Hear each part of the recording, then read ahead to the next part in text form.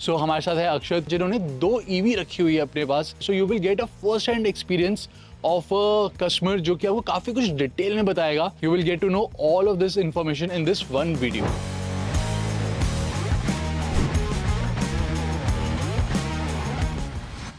तो अक्षत, सबसे पहले आप मेरे को ये बताओ कि बस गाड़ियां हैं कौन कौन सी? मेरे पास एक सेल्टॉस है, एक मेरे पास होंडा अमेज है, और अब रिसेंटली मेरी क्रेटा ईवी है एक्सयूवी 400 के बाद।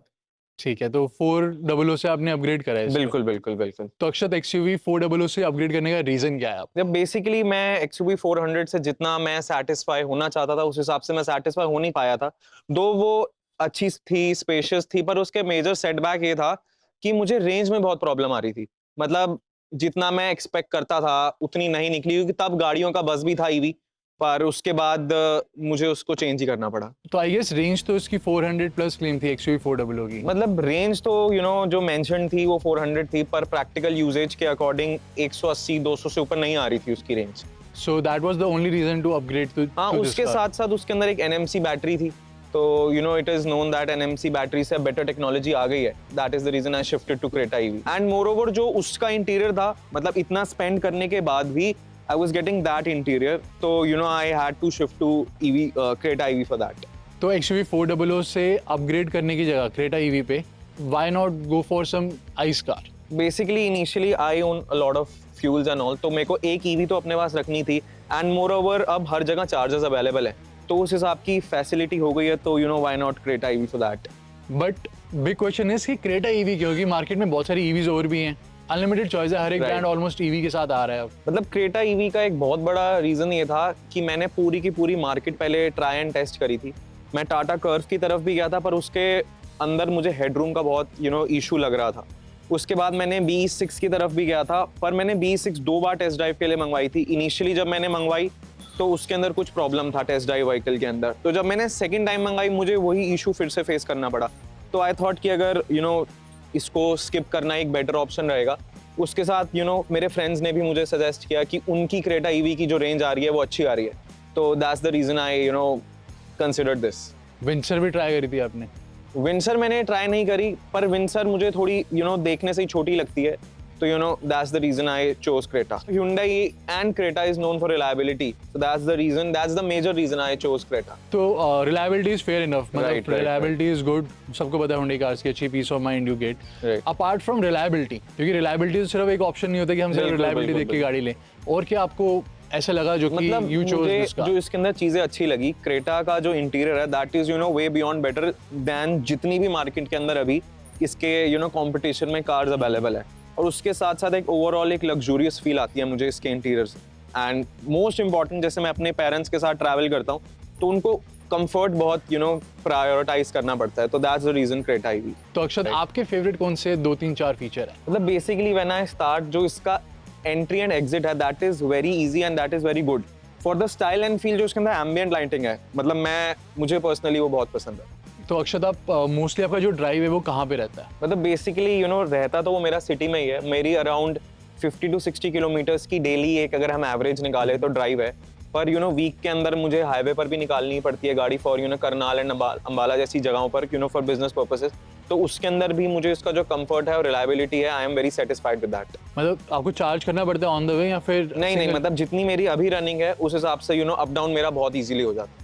तो वीक में जैसे आप ऑब्वियसली आप बिल्कुल जीरो तक तो चार्जिंग नहीं लेके जाते होगे, बिल्कुल। तो अब कितनी बारी आपको चार्ज करना पड़ता है? मतलब अगर ऑन एन एवरेज मैं निकालूं तो मेरा कभी कभार कुछ हफ्ते में मैं शायद चार्ज नहीं करता जब चलती नहीं है, पर अगर जब ज्यादा चलती है तो ऑन एन एवरेज हफ्ते में 2 बार मुझे चार्ज करनी पड़ती है। आपके घर पे चार्ज हो जाती है? बिल्कुल। कोई दिक्कत नहीं चार्ज नहीं, बिल्कुल।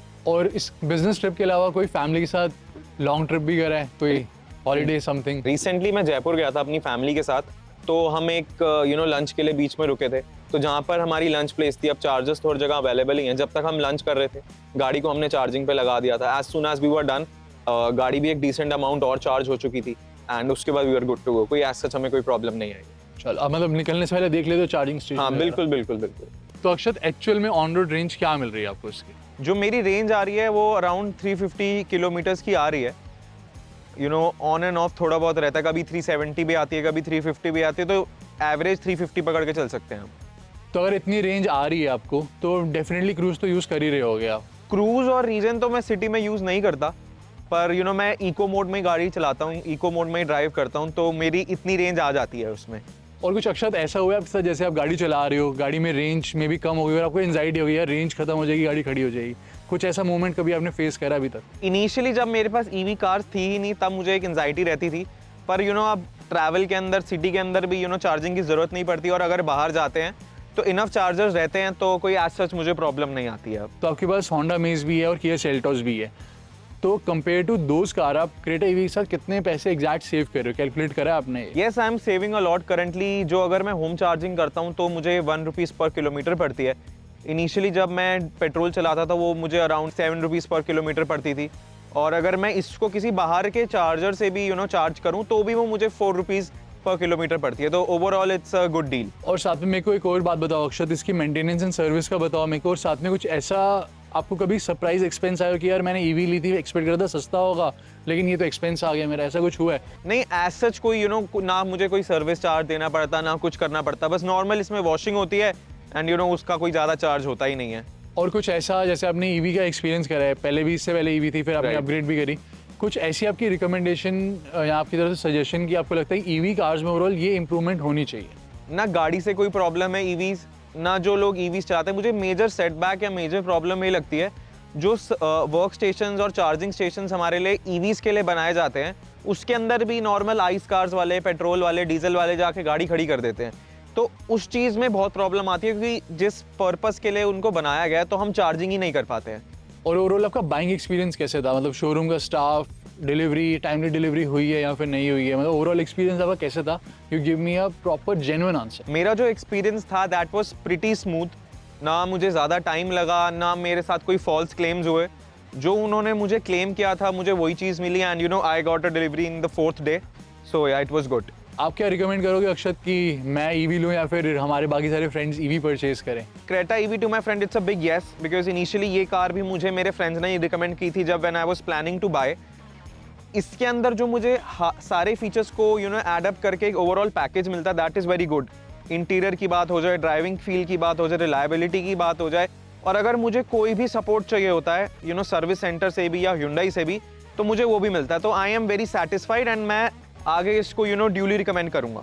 Thank you so much Akshat, and I hope आपकी सारी डाउट्स क्लियर हो गई। अक्षत ने 2 ईवीज को एक्सपीरियंस करा है, पेट्रोल कार्स को एक्सपीरियंस कर चुका है, डीजल कार भी आपके पास रह चुकी है पहले। बिल्कुल बिल्कुल। तो बहुत ही अच्छा आपको इधर जो फीडबैक मिला है, मतलब काफ़ी डिटेल में आपको फीडबैक मिला होगा, और आई होप आपके सारे क्वेश्चन जो है वो आंसर हो गए होंगे। जस्ट इन केस अगर आपका कोई क्वेश्चन रह भी जाता है, so post it in the comments, and मैं या फिर अक्षत हम रिप्लाई आपको कर दें। डेफिनेटली।